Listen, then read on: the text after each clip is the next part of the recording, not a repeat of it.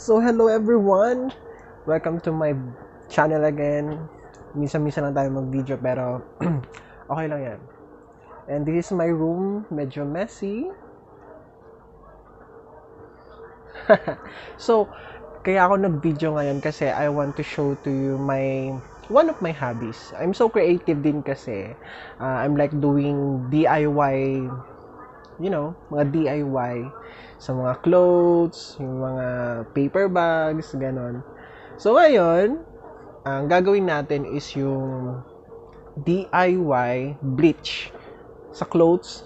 Maglalagay tayo ng design na anything na maisipan natin. So, itong black shirt ko, lalagyan ko to ng bleach sa likod. Kasi, para naman may let's say, para may impact naman, di ba? Pag nakatalikod. Kasi V-neck siya sa harap, why not sa likod, di ba? So, stay tuned kasi very easy lang naman gawin to and very minimal na mga gamit na gagamitin natin dito. Okay?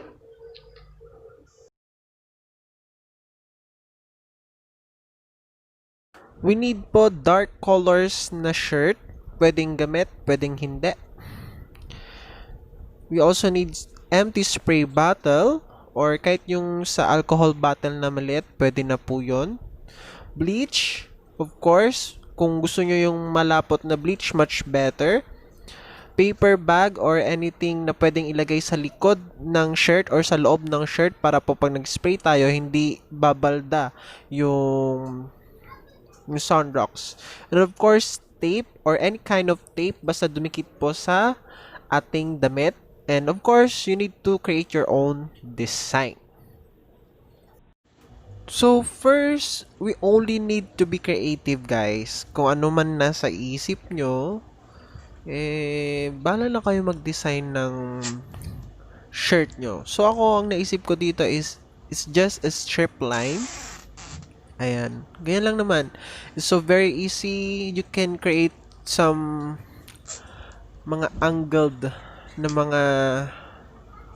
mga design. And of course, pwede rin kayo mag-grafting or mag-ukit sa isang cardboard or anything na pwede kang mag-shape ng gusto mong designs and lagay mo lang sa likod ng iyong shirt or kung saan mo gusto.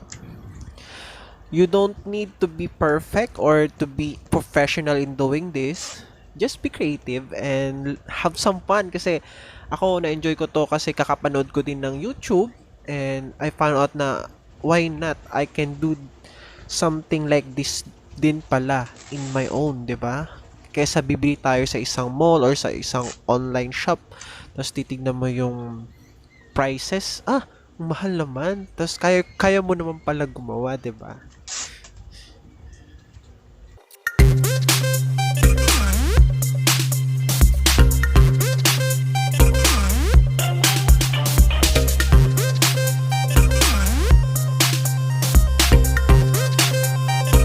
Ayan. Tapos na tayo mag-design. And let's proceed to bleaching na tayo, okay? Tada! Strips lang. Stripes. So, ito na nga yung kailangan natin.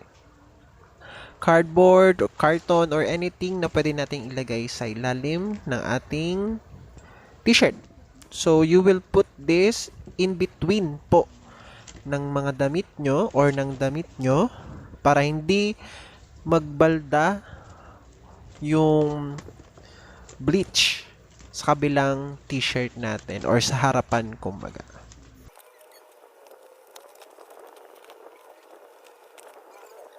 So, ayan, after natin maayos sa loob and mapantay yung yung shirt natin, we are ready to spray it with the bleach.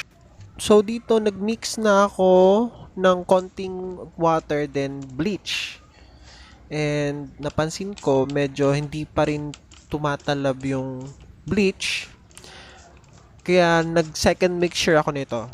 Nagdagdag ako ng konting inalis ko yung bagong yung mixture ko, then nag-create ako ng bagong mixture which is more bleach than water na talaga. Parang wala na nga talagang ano dun eh, water, konting-konti na lang.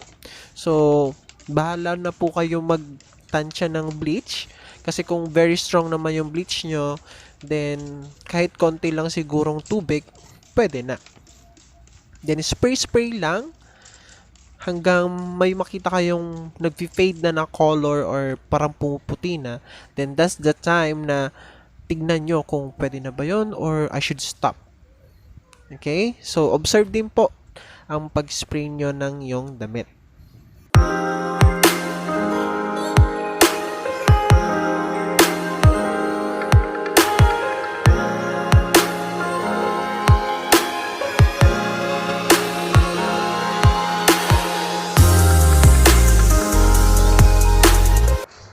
Then after that, pwede na nating alisin yung tape.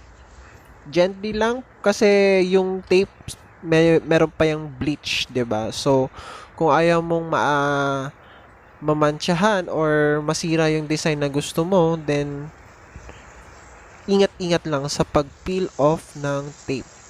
So as you can see, may part na hindi na nalagyan ng bleach at saka it's very beautiful kung tignan natin yan sa personal. And of course, pag ginawa nyo yan, mag-enjoy talaga kayo.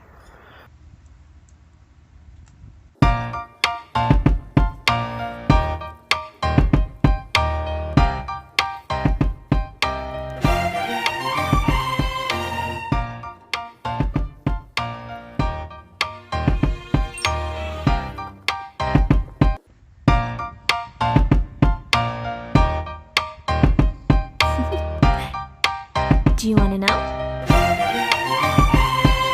Well, I've been thinking about you. So here's the final product. Ta-da-dan! Hope you enjoyed this video!